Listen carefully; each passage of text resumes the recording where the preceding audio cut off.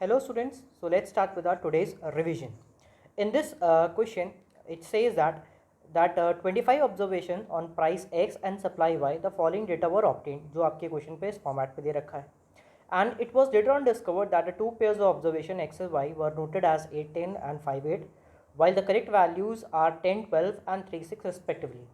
Determine the corrected values and find the two regression coefficients and the correlation coefficients.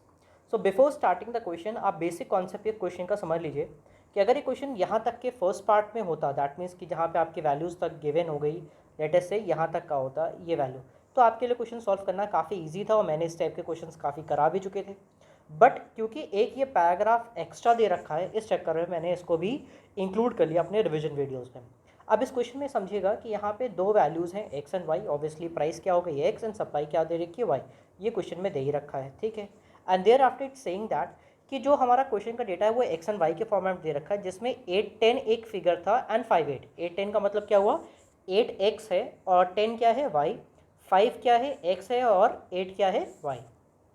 ये दोनों incorrect values है, यानी जब हमने डेटा में इंक्लूड किया था तो ये जो वैल्यूज़ दे रखी हैं ये सारी वैल्यू वो किसको लेकर इंक्लूड कर रखी है, 8, 10 एंड 5, 8, विच इज़ इनकरेक्ट.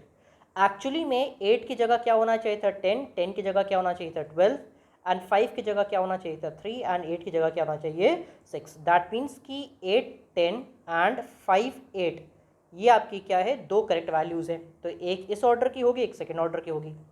जबकि होनी क्या चाहिए थी, 10 एंड 12 एक सीरीज़ में होनी चाहिए थी और दूसरे में क्या होनी चाहिए थी, 3 एंड 6 होनी चाहिए थे. तो the first thing that you have to find the corrected values. पहले क्वेश्चन को क्या करना होगा, करेक्टेड वैल्यूज़ को फाइंड आउट करेंगे. So let's start with our solution. As you can see that कि मैंने इसको टेबल के फॉर्म पे प्रेजेंट किया है. आपके पेपर में ऐसे फॉर्मेट पे भी आता है, यानी क्वेश्चन में जैसे अभी पैराग्राफ के फॉर्मेट पे ना दे रखा होगा, वो इस टाइप के टेबल बना देगा जिसमें ये कहेगा कि भाई ये आपकी इनकरेक्ट वैल्यूज़ है और ये आपकी क्या हो गई, करेक्ट वैल्यूज़ हो गई. क्वेश्चन में आपको ये इतनी इन्फॉर्मेशन दे रखी है, दैट मीन्स कि ये सारी वैल्यूज़ आपकी क्या है, इनकरेक्ट वैल्यू है, क्योंकि इन सबको सॉल्व करने के लिए उन्होंने कौन सी वैल्यू को इंक्लूड कर लिया, या ली, जबकि होनी कौन सी चाहिए थी, या ली. तो the first thing is that कि we will find each and every aspect in the corrected format. तो उसको हम सॉल्व देखिए कैसे करेंगे. Let's start with the basic solution and the solution will be in this particular manner. तो सबसे पहले हमें क्या चाहिए होता है, summation x and summation Y, ताकि हम टोटल की वैल्यूज़ को कैलकुलेट करेंगे. भाई हमें मीन से तो हम सॉल्व करने में बहुत दिक्कत आएगी, तो मीन को हम बाद में कैलकुलेट कर लेंगे. पहले हमें क्या चाहिए होगा, summation x and summation Y.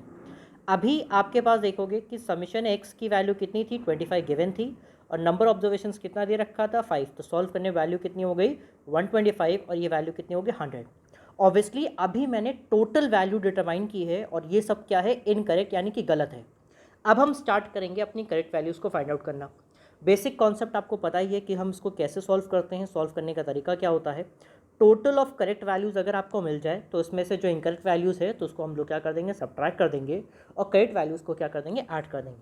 It's simple is that कि एक बंच में एप्पल्स हैं, उसमें कुछ ऑरेंजेस भी गलती से चले गए. तो बेसिकली आप क्या करोगे, इंस्टेड ऑफ एप्पल तो आप लोग क्या करोगे, उन ऑरेंजेस को निकाल दिया जाएगा और उसमें एप्पल्स को क्या कर दिया जाएगा, ऐड कर दिया जाएगा. It's simple is that. तो हम भी वही करेंगे, इनकरेक्ट वैल्यू को क्या करना होगा, सब्ट्रैक्ट करना होगा और करेक्ट वैल्यू को क्या कर देंगे, ऐड कर देंगे.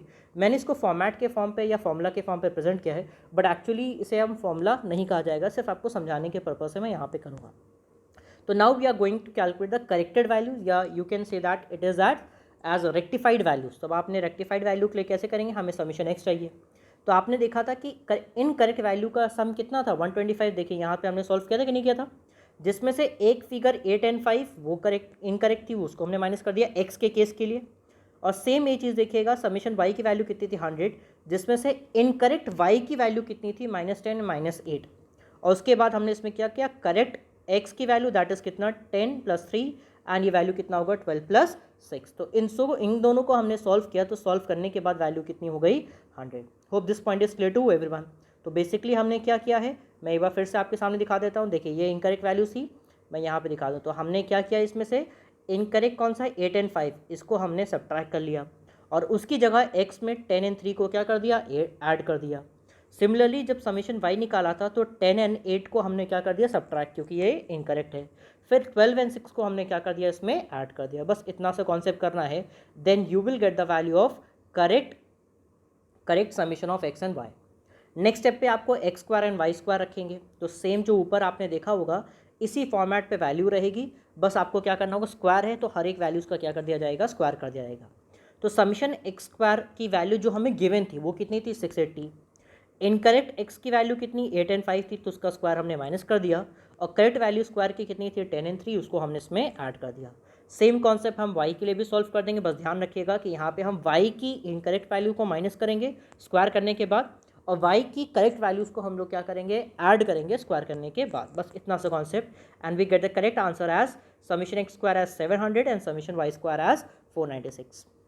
And there after we have to calculate the value of corrected summation x and y. अब आपको यहाँ पे ये चीज़ कैलकुलेट करनी होगी, तो वो बहुत ही सिंपल है। हमें पास जो क्वेश्चन में 508 जो वैल्यू दे रखी थी वो दैट वाज एन इनकरेक्ट, तो उसमें से एक्स एंड वाई का बार बार प्रोडक्ट होके तभी तो समीशन एक्स बनाए कि नहीं बनाए। तो मैंने एक्स इंटू 10, ये दोनों हमारा क्या हो गया, एक्स एंड वाई। एक ऑब्जर्वेशन गलत, मैंने इसको रेक्टिफाई कर दिया। 5 एंड 8 एक प्रोडक्ट मेरा इसमें गलत जुड़ा होगा, वो भी मैंने इसको माइनस कर दिया, और करेक्ट वैल्यूज़ जो थी उसको हम लोग ने क्या कर दिया है, ऐड कर दिया है। तो ध्यान रखिए क्या किया मैंने, एक्स एंड वाई यानी कितना, एक एक्स था 8 एंड 10 और दूसरा कितना था 5 एंड 8, तो इसका प्रोडक्ट कितना हो गया 80 और इसका कितना हो गया 40।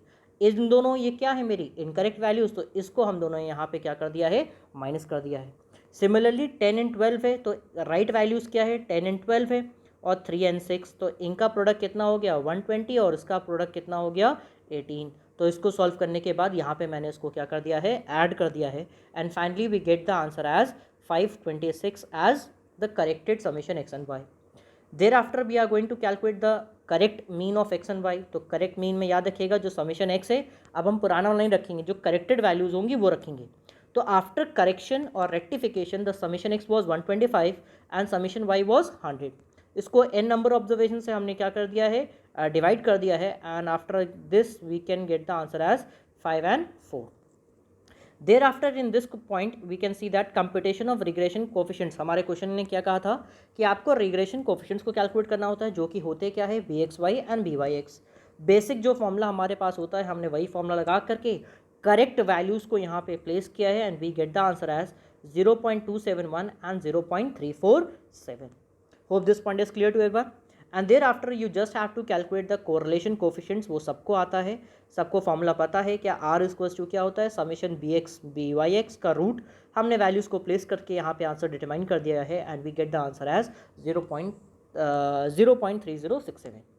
सो I am hoping that you can solve this question properly. बहुत ही सिंपल सा कॉन्सेप्ट है, बस ध्यान क्या रखना है कि जो इनकरेक्ट वैल्यूज़ हैं उनको सब्ट्रैक्ट करना है, करेक्ट वैल्यूज़ को ऐड करना है। अगर समीशन स्क्वायर है तो हम स्क्वायर करके वैल्यूज़ को माइनस करेंगे और ऐड करेंगे। समीशन अगर प्रोडक्ट है तो हम प्रोडक्ट करके दोनों की वैल्यूज़ को सब्ट्रैक्ट और ऐड करेंगे। This is what the whole question is all about. Hope this point is clear to everyone. ध्यान रखिएगा यहाँ पे आपने देखा होगा कि n नंबर ऑफ ऑब्जर्वेशंस कितना हो गया 25। होप मैंने यहाँ पे पॉइंट पे लिखा होगा, यहाँ पे मैं लिख देता हूँ यहाँ पे extra, that is n equals to 5। ये भी नोटिफाई कर लेगा अपने पॉइंट में, that is sorry n equals to 25। Thank you students, hope this point is clear to everyone.